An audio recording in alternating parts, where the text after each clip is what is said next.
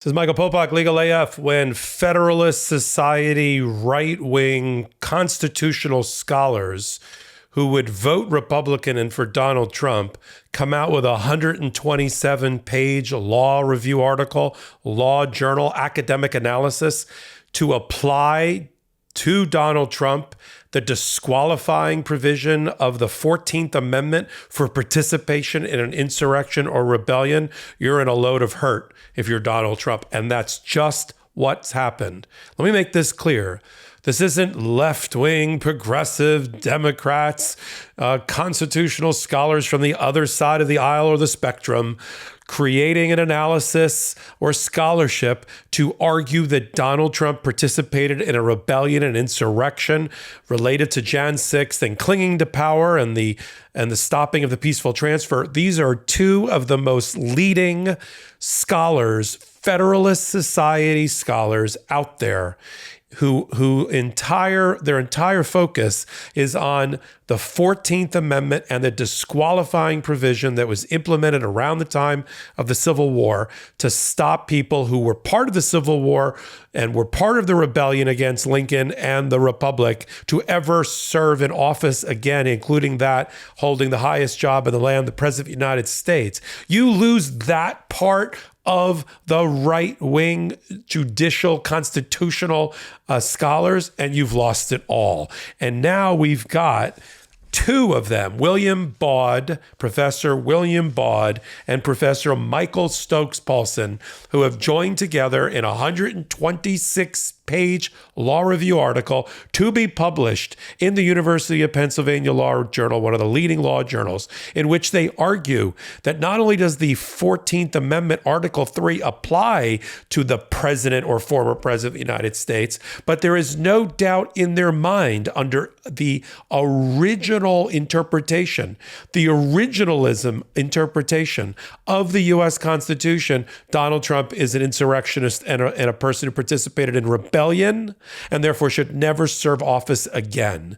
This, I assure you, will lead to people in court challenging Donald Trump now, citing the study, the scholarship of these two rightist of right-wing Federalist Society constitutional law professors writing emphatically, without any hesitation, without any equivocation, that Donald Trump should be disqualified. It will be cited in court filings, in briefs filed by parties, perhaps by the Department of Justice, and it will be cited in rulings that are made all the way up to the U.S. Supreme Court.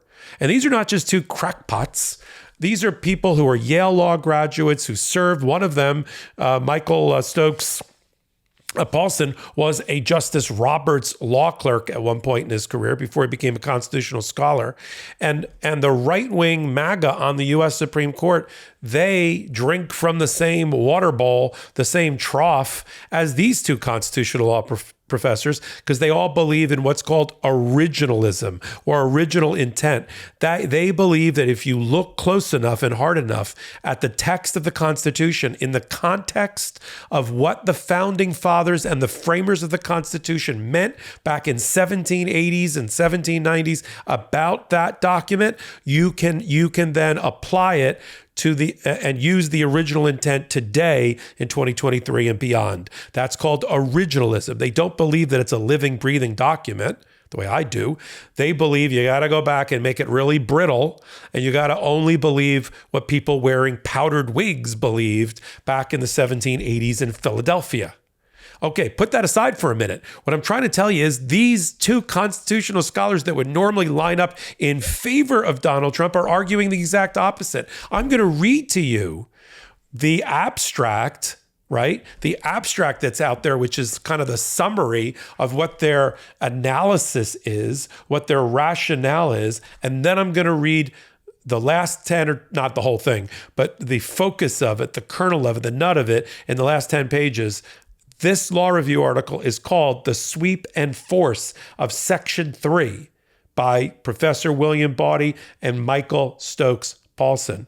Now, let's start with, now that I've got your attention, let's start with what we call the abstract, which will sort of give you what this whole thing is about. The abstract says that this article will ultimately argue, right, that there has been mistaken prior constitutional scholarship in the area, and that they make a number of fundamental findings, that the 14th Amendment was not repealed.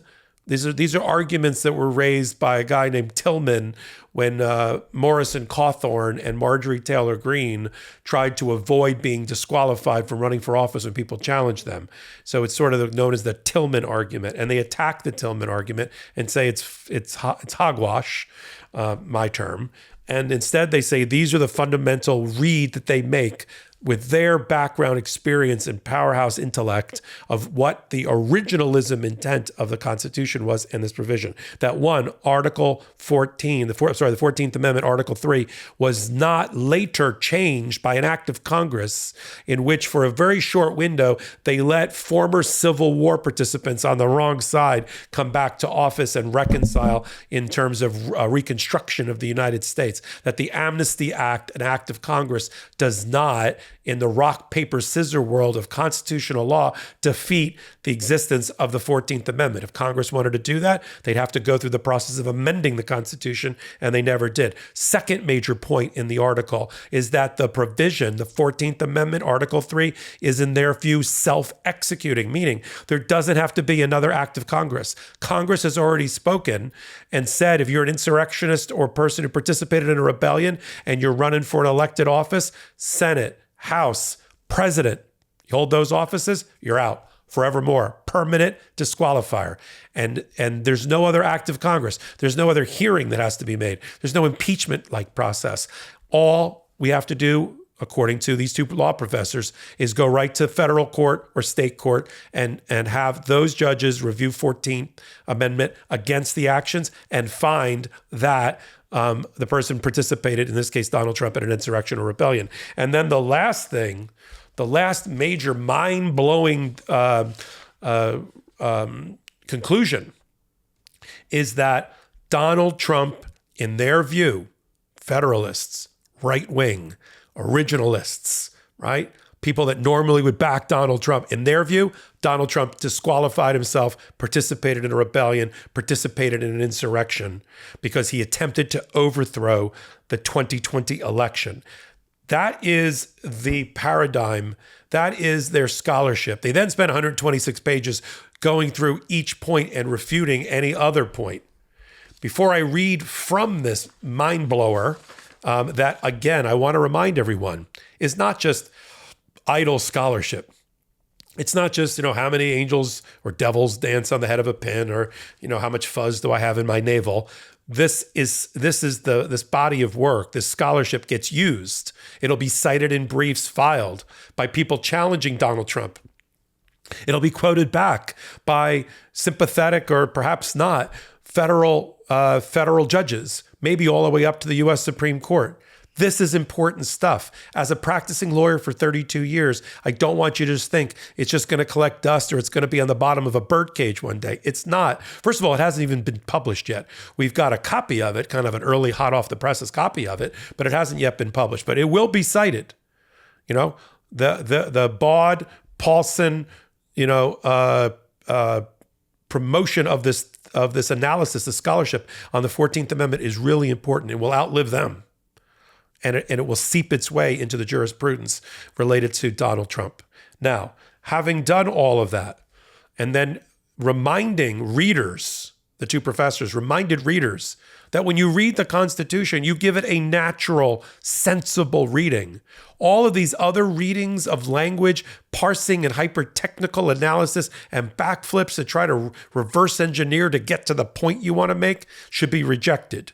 Or as they like to say, you read the text precisely, naturally, sensibly, without artifice or injecting in invention or creativity. And when you do that, when the scales drop from your eyes and you read the original intent, it's about the only time I'm ever going to agree with an originalist on the Constitution, because I love the way this came out. But having said that, let me now read for you, so we're all clear, the parts that are mind-blowing so that you understand it. And it starts on, and we'll post this up on the MeidasTouch website so that you can see the entire thing. But starting on page 111, under the heading, The Attempted Overthrow of the 2020 Presidential Election, this is what these two law professors say. We come finally to the urgent question of the day. How does Section 3 apply to the events of 2020 and 2021? Or as they say, the efforts by Donald Trump and others to overthrow the results of the 2020 presidential election and install Trump as president for another term despite his loss to Joe Biden. See how they see what they did there? See how they framed that? The professors go on to say that considering the overall package of events, the dishonest attempts to set aside valid state election results with false claims of voter fraud, the attempted subversion of the constitutional processes for state selection of electors for president and vice president, the efforts to have the vice president unconstitutionally claim a power to refuse to count electoral votes certified and submitted by several states, the efforts of members of Congress to reject votes lawfully cast by electors, and finally, the fomenting and incitement of a mob that attempted to forcibly prevent Congress's and the vice president's counting of such lawful cast votes, culminating in a violent and deadly assault on the Capitol and Congress and the vice president on Jan 6, 2021, taken together, that group of events, that package of events, that, in the view of these two professors, is insurrection and is rebellion. And Donald Trump participated in it. And if you're just coming into this hot take late, and you think these are a couple of crackpots, they're not. The scholarship of these two gentlemen is without parallel in the area of the 14th Amendment. They're Federalist Society card-carrying members. They're originalists, just like 6 out of the 9 Supreme Court justices in their approach to the interpretation of the Constitution. William Baude, Professor William Baude at University of Chicago, is the Harry Kelvin Jr. Professor of Law. He's the director of the Constitutional Institute at the university. He served on Joe Biden's presidential commission on the Supreme Court. When you read what he geeks out on his own profile, on his own website, he says it's 14th Amendment, Section 1 and Section 3. He's a scholar for the Center for the Study of Constitutional Originalism. And his co-writer, who he joined for this particular exercise, has similar credentials at the University of St. Thomas in Minnesota. He is the Distinguished University Chair and Professor. He worked in the Department of Justice in the Criminal Division and the Appellate Division. He's a leading scholar on constitutional interpretation, right? And on things related to religion in government. Okay, these are people that normally up until today and the writing of this article that they've written for over a year, right? So yeah, they saw the Jan 6 report, right, which we have right here, but they didn't see the indictment until recently. And look how closely they hewed in their own independent analysis that everything here constitutes rebellion and insurrection to disqualify Donald Trump without a further act of Congress under their analysis. Or to continue from their Law Journal article, and I quote, taken as a whole, these actions represented an effort to prevent the lawful, regular termination of President Trump's term of office in accordance with the Constitution. They were an attempt to unlawfully overturn or thwart the lawful outcome of a presidential election and to install instead the election loser as president. Oh, I love that phrase. Let's say it again. To install the election loser as president. And loser in their own writing was emphasized in italics. They constituted a serious attempt to overturn the American constitutional order. Does Section 3 cover this conduct? Did these events constitute insurrection or rebellion within the meaning of the Constitution? These are questions the law professors ask in their law article. And if so, who all might be said to have engaged in that conduct or given aid and comfort to those who did? We will consider these questions in turn, and then they do for the remaining pages in the law review article, and they conclude that Donald Trump is an insurrectionist, that he's guilty, even if he's not charged. Let me make this clear. And he hasn't yet been charged in any of the indicting documents, in any of the indictments with the actual count of seditious conspiracy or insurrection or rebellion. He hasn't been charged. But these law professors, constitutional professors, Federalist Society professors, their position is he doesn't have to be. That whatever he's charged with, the underlying body of acts is insurrection and rebellion, which is a disqualifier under the 14th Amendment, Section 3, plain and simple. Under their interpretation, simple, direct, elegant, without artifice in reading the language of it. Or as they like to put it, and I'll leave you on this, at least on this part of the law review article, and quoting from them, this brings us to the rubber hits the road question. Quoting from the law review article, who all, by virtue of their personal voluntary conduct, can be said to have engaged in insurrection or rebellion in connection with the efforts to overthrow the results of the presidential election of 2020 and unlawfully maintain Donald Trump in office. Who, while perhaps not a direct or indirect participant, gave aid and comfort, and then they go through piece by piece and talk about why Donald Trump should never serve in office again, why that's self-executing under the Constitution, why it doesn't, there's no more action by Congress, meaning we don't have to worry about who's got the majority in the House, or this is it. This is the explosive application of Section 3, quoting from the law review article.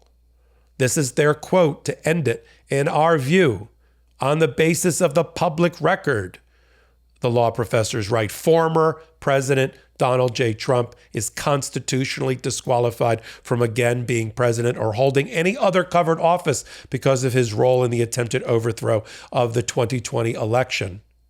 And they say the case for disqualification is strong and that the evidence is abundant. And they also quote to people like J. Michael Luddick, who's also on the Mount Rushmore of the Federalist Society, former federal judge. Most of the Supreme Court or its clerks trace their way back to having served with Michael Luddick when he was a federal judge.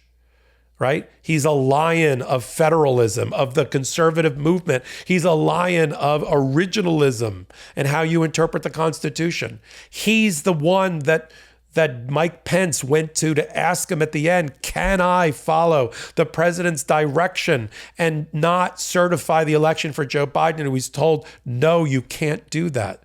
That Michael Luddick is also quoted in the footnotes here in the law review article. So what's the takeaway of all this? Is it that some dusty law review article by a couple of out-of-touch right-wing Federalist Society guys will never see the light of day has been published? No, the takeaway is the weather has now changed in the room. It's not just Jack Smith, independent special counsel, bringing indictments through grand juries. It's independent scholars on the far right wing of the spectrum who are Federalists, who are originalists, who the people on the Supreme Court, like they used to clerk for, like Chief Justice John Roberts, it will resonate with them, this scholarship. It will harmonize with their own thought process. It will help them interpret the applications to bar Donald Trump. And whether it's brought by the Department of Justice or any other citizen who has standing, and we all do, because we all have the right to a fair count in the election of our vote, of our electoral vote and the underlying popular vote. Everyone should have standing under a general injury theory, let's say, to challenge Donald Trump in court based on the indictments that have already been rendered. And we don't have to wait to see if he's also indicted for insurrection. It's not necessary, says these two constitutional scholars. We're going to continue to follow it. And don't be surprised whether it's here or it's on hot takes that I do on a regular basis only on the MeidasTouch network. But look, you're going to find it. You're going to find it on the MeidasTouch network where you free subscribe. We're going to follow things on hot takes just like this one. If I'm not doing it, it's one of my colleagues, Karen Friedman-Agnifilo or Ben Meisalas. Collectively, we've got 150 years of experience in courtrooms just like this one. And we bring you the analysis as soon as we find out about it. You like hot takes? You're going to love the podcast. Wednesdays, Saturdays, same place, MeidasTouch Network. You can watch it live on YouTube. You can pull it off podcast platforms wherever you get it. We pulled together 5 or 6 of the best stories at the intersection of law and politics, U.S. law and politics, and we do it just like I just did a breakdown here. We bring you what you need to know to participate. This is a participatory democracy, and we bring you what you need to know to fight, to discuss, to challenge, and to hold on to the coordinates for our democracy so you don't lose sight of where you are, right? This is the Polestar. This is the type of stuff that we talk about. If you like what I'm doing, you can go over to the MeidasTouch YouTube channel, slide over to playlist, go all the way down. It's only a couple things down from the top. It says Michael Popok, contributor. Get all of my body of work there, all of my hot takes, all of my analysis, and you can get the podcast and the video of the podcast too. Go over to the MeidasTouch new website, MeidasTouch.com. We pull it all together there. We got writings, we got articles, we got the podcast, we got YouTube, we got it all. You can follow me, Michael Popok, on all things social media if you think that's interesting, including now on Threads. Until the next hot take, this is Michael Popok, Legal AF reporting. At MeidasTouch, we are unapologetically pro-democracy, and we demand justice and accountability. That's why we're spreading our message to Convict 45. That's right, gear up right now with your Convict 45 tees and pins at store.MeidasTouch.com. That's store.MeidasTouch.com.